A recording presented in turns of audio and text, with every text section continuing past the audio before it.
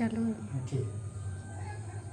आज का सवाल है कि दो अंकों से बनी एक संख्या एवं उसके अंकों को उलटने पर बनी संख्या का योग 66 है। यदि संख्या के अंकों का अंतर 2 हो तो वह संख्या ज्ञात कीजिए। तो सबसे पहले हम क्या करेंगे, सबसे पहले हम मानेंगे कि भाई अगर कोई संख्या हम बनाते हैं तो उसमें इकाई और दहाई दो चीजें होती हैं। तो इकाई और दहाई तो हमें पता नहीं है, तो सबसे पहले हम ये चीज मानेंगे कि इकाई क्या है और दहाई क्या है। तो सबसे पहले हम क्या करेंगे, लिखेंगे कि इकाई का अंक y और दहाई का अंक हम x मान लेंगे। फिर उसके बाद इकाई और दहाई से जो संख्या बनेगी वो बनेगी 10x प्लस y। फिर आगे देखेंगे तो अंकों को, इन्हीं अंकों को हम पलट देंगे। तो अंकों को उलटने पर प्राप्त संख्या जो होगी वो 10 y इधर था तो इसको इधर ले आए, और जो इकाई का अंक था वो इधर ले आएंगे और जो दाहिनी का होगा वो उधर ले जाएंगे। तो इकाई जब दाहिनी की तरफ आएगा तो यहाँ 10y हो जाएगा प्लस, और जो दहाई का अंक होगा वो इकाई में बनेगा तो x हो जाएगा, क्योंकि ये संख्याएं पलट दी गई। तो जो संख्या बनेगी वो 10y प्लस x होगा। फिर इसके बाद प्रश्नानुसार जो प्रश्न कह रहा है, प्रश्न क्या कह रहा है कि संख्या और उसके अंकों को उलटने पर बनी संख्या का योग 66 है। तो एक तो ये संख्या बनी 10y प्लस x, दूसरी है 10x प्लस y। इन दोनों को जब जोड़ेंगे हम तो 66 हो जाएगा। फिर जब इसको सॉल्व करेंगे, अभी ये तो गुणा जब जोड़ेंगे, इनको खोलेंगे, जब जोड़ेंगे तो क्या होगा, यहाँ पे हमको मिलेगा 11x प्लस 11y बराबर 66 हो जाएगा, क्योंकि ये जोड़ने पर जब इनको जोड़ा जाएगा तो ये हो जाएगा। फिर इसके बाद इसमें आप देखिए 11 है तो इसलिए 11 को हम कॉमन ले लेंगे, तो अंदर हम ब्रैकेट के अंदर बचेगा x प्लस y। तो x प्लस वाई बराबर हो गया 66। x प्लस वाई को रोक लेंगे और जब उधर 11 को, ये गुणे में है, जब 11 उधर जाएगा तो बटे में हो जाएगा, 11 का पहाड़ा 66 में लगाएंगे तो 6 बाद में कट जाएगा। फिर इसके बाद ये यहाँ पे जो हमारे पास आंसर आएगा वो x प्लस वाई बराबर 6, इस समीकरण को 1 मान लेंगे।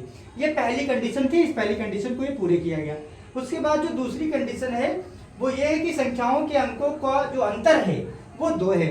तो संख्याएं हमारे पास तो x और y था, यानी y और x था, चाहे x और y का ही। तो x और y का जो अंतर है वो x माइनस वाई बराबर 2 कर देंगे।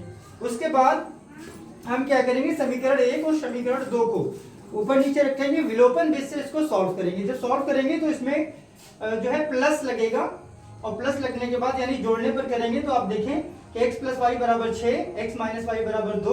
जब इनको हम जोड़ेंगे तो x जुड़ करके 2x हो जाएगा, ये प्लस और ये माइनस, तो प्लस माइनस माइनस रहेगा, फिर माइनस प्लस माइनस हो जाएगा तो ये y घट जाएगा, और 6 में जब 2 जोड़ेंगे तो ये 8 हो जाएगा, यानी यहाँ पे 2x बराबर 8 हो जाएगा। x को रोकेंगे और 2 उधर ट्रांसफर करेंगे तो उधर ये गुणे में है, जब उधर जाएगा तो बटे में हो जाएगा, तो 8 बटे 2 हो जाएगा। फिर 2 का पहाड़ा 8 में लगाएंगे तो x बराबर जो मान आएगा वो 4 आएगा।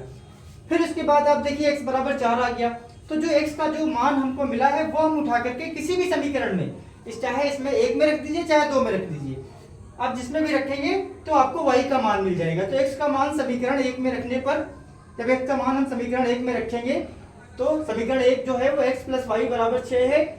तो x का मान 4 था, 4 रखेंगे प्लस y बराबर 6 करेंगे, 4 को उधर ट्रांसफर करेंगे तो यहाँ पे 6x माइनस 4 हो जाएगा, क्योंकि यहाँ प्लस में है, जब ये उधर जाएगा तो माइनस में हो जाएगा, 6 में से 4 जाएगा तो बचेगा हमारे पास 2, जो y का मान होगा। तो y बराबर हम यहाँ पे 2 लिख सकते हैं।